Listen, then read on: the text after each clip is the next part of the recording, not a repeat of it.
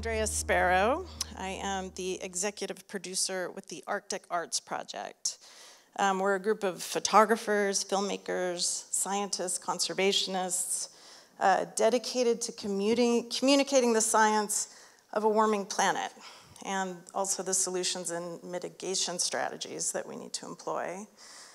I'm a few other things as well.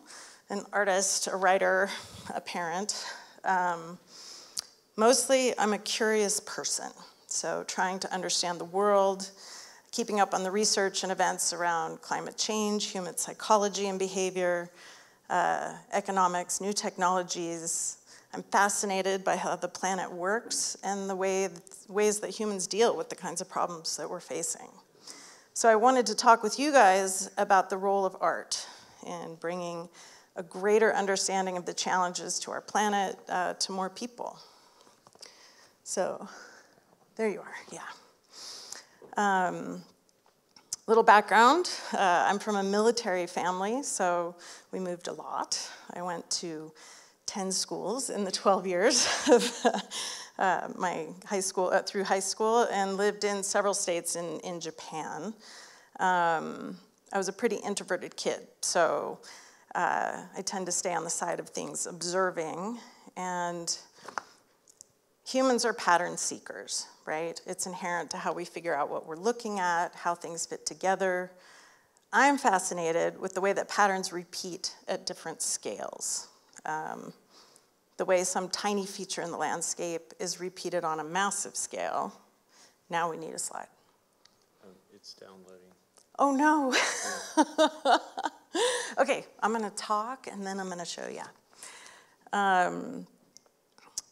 So in this case, I'm going to show you just a tiny piece of ice and the way it's melting versus underneath a giant glacier or that same glacier from above.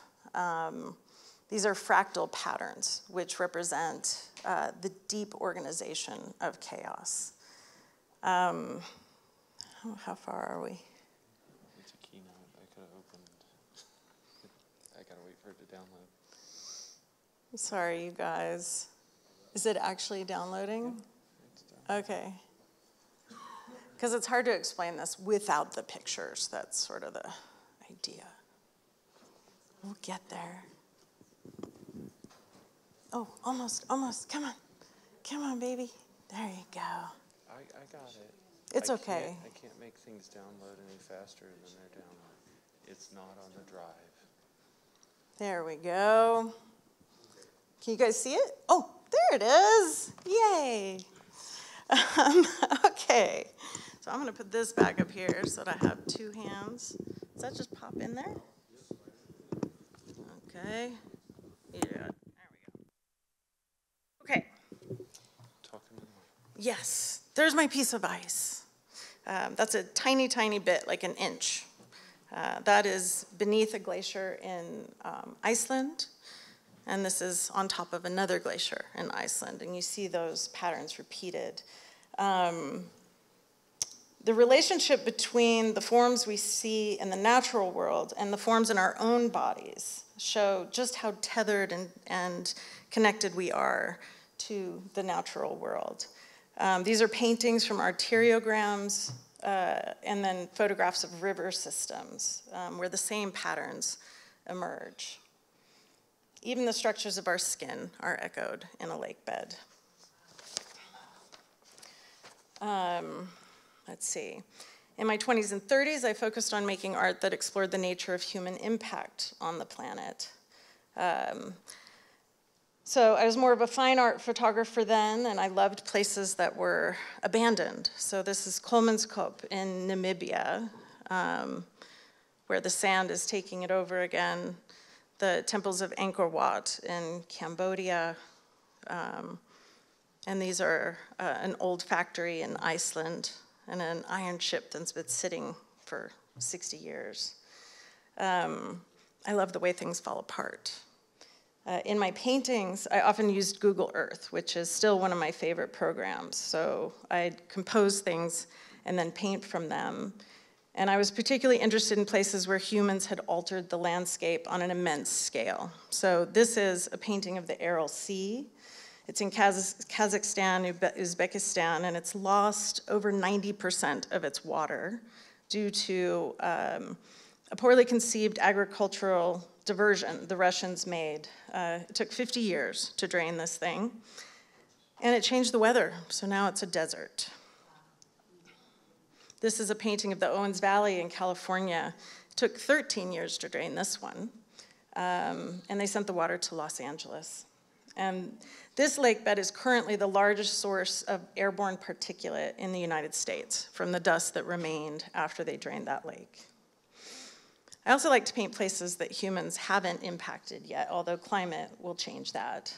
This is in the middle of Australia, the Sahara Desert, the Rift Valley in Ethiopia. Paintings and photographs that are not necessarily about beauty, although they can be very beautiful, but are really about seeing. There's a moment of pause as you consider what the image is and why it was made. And hopefully the work brings a feeling of awe for the complexity and really the mystery of the natural world. I hope we can grow to cherish places that we've never been, and perhaps consider the importance of their existence to the larger systems that we don't really understand. I do a lot of research, I read a lot of research, and when we combine this research with compelling imagery and films and exhibitions, we convey a sense not just of place, but also of circumstance. So we gain an understanding and a connection that is both intellectual and emotional. We want to help people see how vulnerable the land and animals are to our rather relentless activities, and we want to inspire people to protect these landscapes and species. They've been here a lot longer than we have. In 2014, I visited the eastern side of Greenland. My little girl was 4 at the time, and while I traveled with her a bit to Europe and to Africa, I was in need of an adventure that was a little further from technology and human things. Greenland is a great place for this. While I was there, I met the founder of the Arctic Arts Project, Carrie Kepping, along with a number of other amazing photographers. And we talked a lot about changing climate and the vulnerability of these places that we love. Carrie started the Arctic Arts Project in 2012 as a collaboration of a group of photographers who spent a great deal of time in the Arctic and had started to see really significant changes from warming. The idea of communicating the science of a warming planet through the lens, literally, of place appealed to me enormously. That's when I joined the project and eventually became the executive producer. While the focus of the Arctic Arts Project began with Arctic landscapes, each collaborator pursues the places they are drawn to. So I am particularly fond of deserts. Lake Powell, you guys probably recognize that. High mountains, this is Shishapangma in Tibet, Ama Dablam in Nepal, the Canadian Rockies, and then of course the Arctic. And this is Western Greenland, northeastern Greenland, etc. This is in Iceland. My areas of expertise are in macro photography, which is finding tiny things in the landscape and photographing them up close. This is a methane bubble. So we figured out a way to visualize methane, which is actually profound. It's a gas. This is also methane bubbling up in Greenland. A really tiny little succulent in the landscape. And then my other area of expertise, that's polar bear fur, is drone photography. So this is, I flew my drone over the volcano when it first started erupting in Iceland in 2021. Yeah, you can lose your drone that way. I did not. I have lost drones, but not that way. This is an area of Iceland where the glacier has melted. It's retreated about 3 kilometers, and this is the glacial till that remains. What I love about these extremes of perspective and scale is that it changes things we know into things that are new to us. And it forces us to contemplate what we're really looking at. It may take a moment to sort out what you're seeing, and in that moment, you can experience the relationships of these disparate aspects of your world. This is permafrost from the air. These are called polygon hummocks, which are the result of the thawing and freezing over and over of this landscape. Let's see. I do think it's time we learn to see wild animals and wild places as the rare and incredibly precious things that they have become. With 8 billion humans on the planet, we and domesticated animals account for 96% of the mammals remaining on Earth. The creatures that have evolved to live in some of these more extreme places are particularly hardy.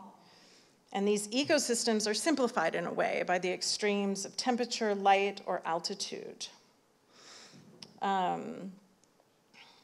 These are also the places most easily disrupted by warming climate and other human impacts. So what happens in the Arctic spills out, she's changing to summer coat, spills out to affect the rest of the planet.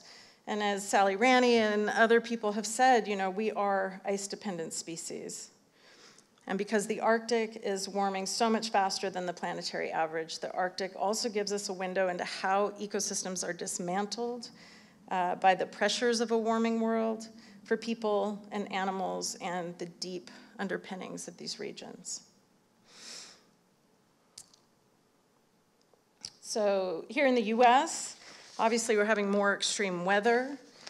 As difficult as this is, I do hope that we wake up and depoliticize climate issues.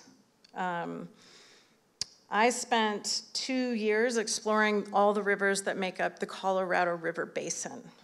This is a basin that supports 40 million people, and it hasn't had enough water for a long time.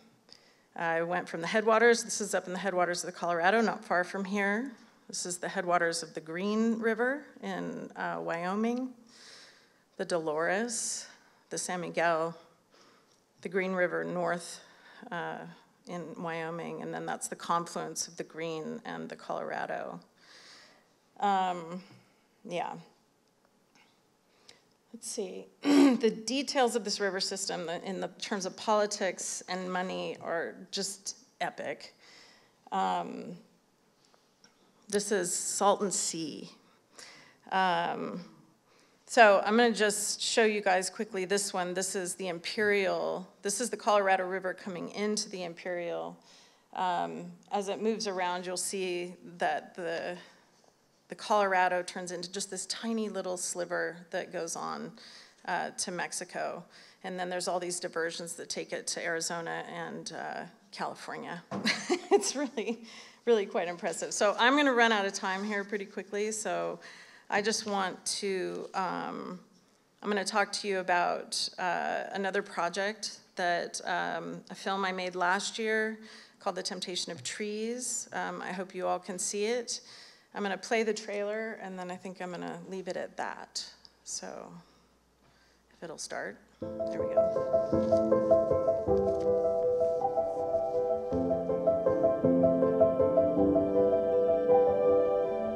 Right now, we need to lower the heat-trapping gas content of the atmosphere and cool the Earth.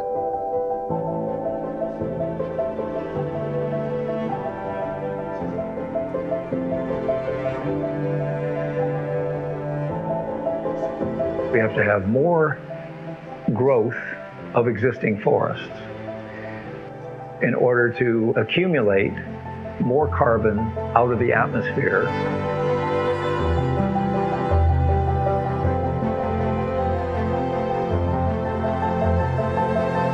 We have no strategic plan to protect an intact network of nature that we need for everything to survive. This is, where we can maximize carbon accumulation. It's where we can protect native biodiversity. It's where we can provide places for people that really need places they can count on to get away.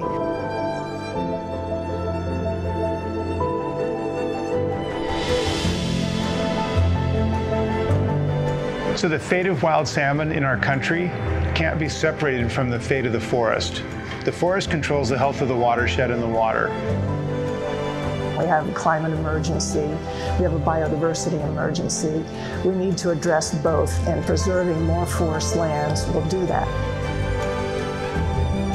People are part of nature, and we need to get back into a relationship with nature that is much more mutually supportive. In ecological forestry, what we're doing is collaborating with nature for the benefit of both the forest ecosystem and our society.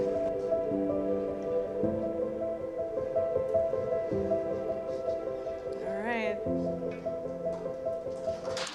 Thank you all.